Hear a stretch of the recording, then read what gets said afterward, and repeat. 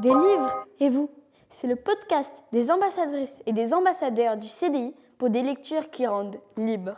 Retrouvez-nous régulièrement pour écouter des extraits de livres que nous aimons et que nous tenons à partager avec vous. Vous aimez le suspense ? Vous êtes parcouru de frissons à la tombée de la nuit ? Nous aussi. Empruntez l'ascenseur d'Horowitz. Méfiez-vous de l'apparition de Maupassant.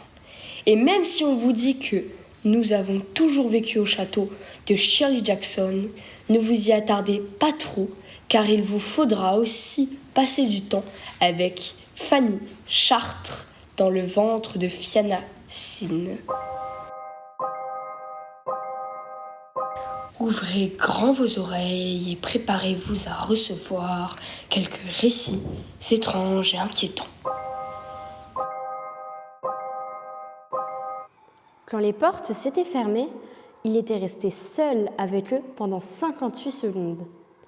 Orlov avait menti en prétendant que son expérience dans le cercle arctique avait été douloureuse et répugnante. Falcon ne s'y était pas laissé prendre. Il l'avait deviné dans l'éclat des yeux derrière les lunettes cerclées d'or et dans cette petite langue rose et humide qui avait glissé furtivement sur les lèvres.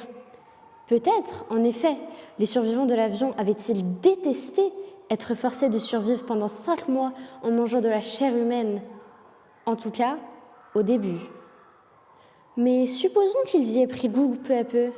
Supposons qu'ils en soient venus à l'apprécier.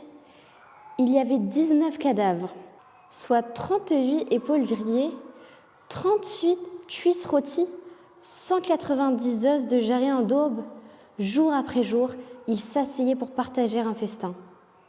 Ensuite, de retour chez eux, comment se débrouiller ? Plus de chair humaine. Oh, bien sûr, ils pouvaient toujours se réunir dans leur petit club privé pour en parler et se remémorer leurs joyeux repas. Mais ils devaient se contenter de rêver à la succulente viande rose. Et pendant ce temps, la faim les tenaillait, jusqu'au jour où un jeune garçon dodu se faufila parmi eux. Ils prirent alors conscience qu'ils ne pouvaient plus résister et ils se jetèrent sur lui comme un seul homme pour le dépecer à belles dents. Falcon préféra chasser cette pensée. Au moins, Eric avait-il succombé rapidement ? L'inspecteur-chef se força à regarder l'écran du téléviseur. On y voyait Orlov quittant l'ascenseur. Orlov et ses amis. Était-ce vraiment un chewing-gum que mastiquait cette femme ? L'homme au mouchoir se mouchait-il ou bien s'essuyait-il la bouche ? Et cette chinoise avait-elle la joue enflée ou la bouche pleine ? Quant à la vieille femme, Falcon découvrit en l'étudiant plus attentivement que la poignée de sa canne ressemblait terriblement à un pied d'enfant. Et pour ce qui était de l'adolescent avec le ballon de football, Falcon se demanda s'il s'agissait vraiment d'un ballon. Il arrêta la cassette. « Vous vous sentez bien, monsieur ?» s'inquiéta Beagle. « Non. » Falcon regarda fixement l'écran éteint. 2 questions l'agitaient. Comment annoncer aux parents ce qu'il savait ? Et comment allait-il le prouver ? Rien d'étonnant à ce que Orlov soit si calme.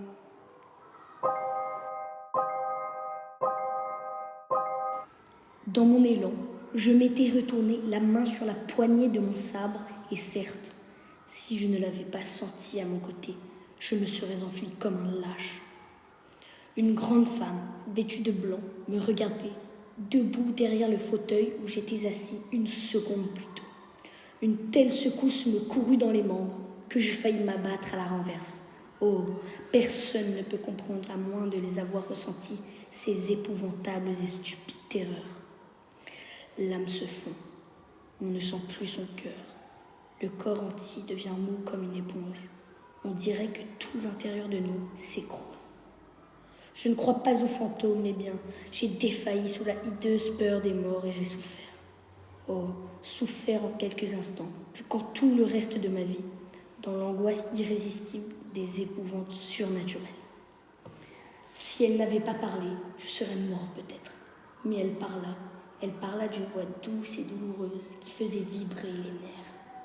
Je n'oserais pas dire que je redevins maître de moi et que je retrouvais ma raison.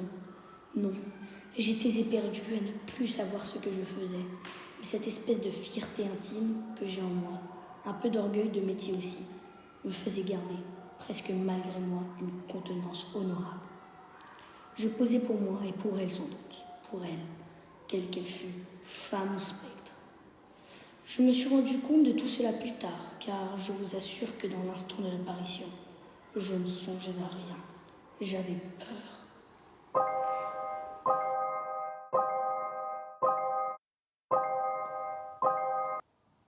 Quel cerveau que le vôtre, madame, tellement précis, tellement sûr. Je vois bien que vous allez me demander pourquoi diable ma nièce aurait eu recours à l'arsenic. Elle n'est pas capable d'une telle ingéniosité, et son avocat, heureusement, n'a pas manqué de le souligner au procès. Constance peut mettre la main sur un éventail ahurissant de substances mortelles sans avoir à sortir de la propriété.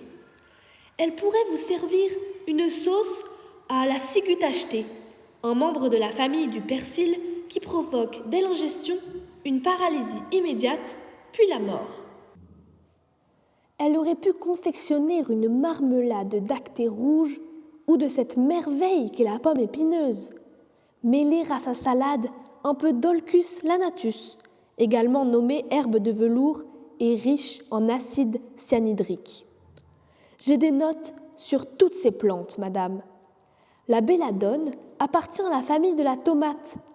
Lequel d'entre nous eût été assez clairvoyant pour décliner son offre si Constance nous l'avait servie avec une vinaigrette relevée à souhait? Songez aussi, sans aller plus loin, à la famille des champignons, dont la richesse n'est plus à vanter, dans le domaine de la tradition comme dans celui de la mystification. Nous aimons tous les champignons. Ma nièce fait une omelette aux champignons qu'il faut avoir dégusté pour y croire, madame. Et celui qu'on appelle communément le calice de la mort? On n'aurait jamais dû lui laisser faire la cuisine, commenta madame Wright avec conviction.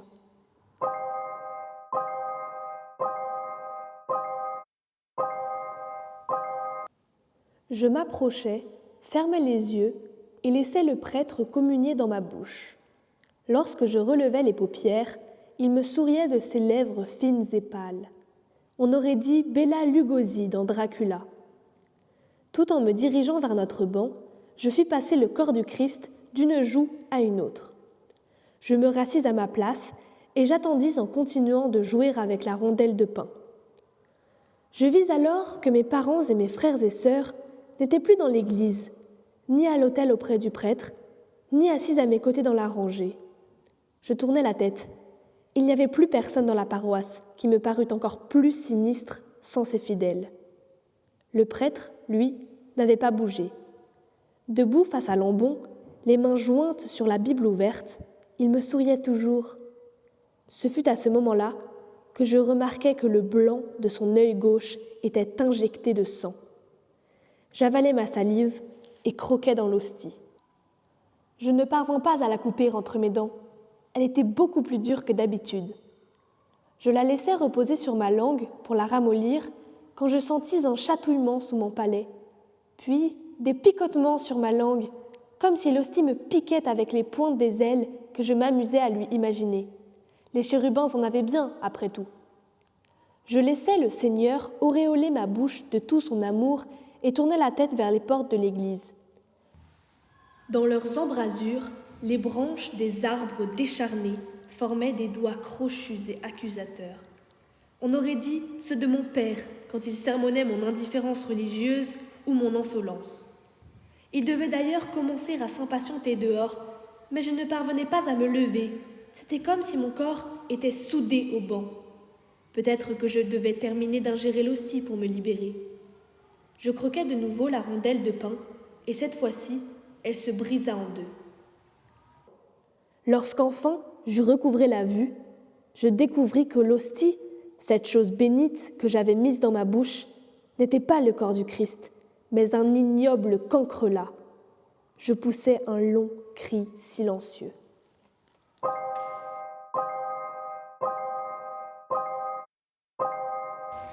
Vous pouvez maintenant retrouver un rythme cardiaque normal car le 37e prix des Incorruptibles est lancé.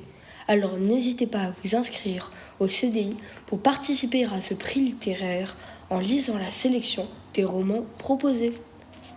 Nathalie Sommers nous fait l'honneur d'une rencontre au CDI. Un de ses titres concourt dans la sélection des 6e, 5e, 4e des Incorruptibles.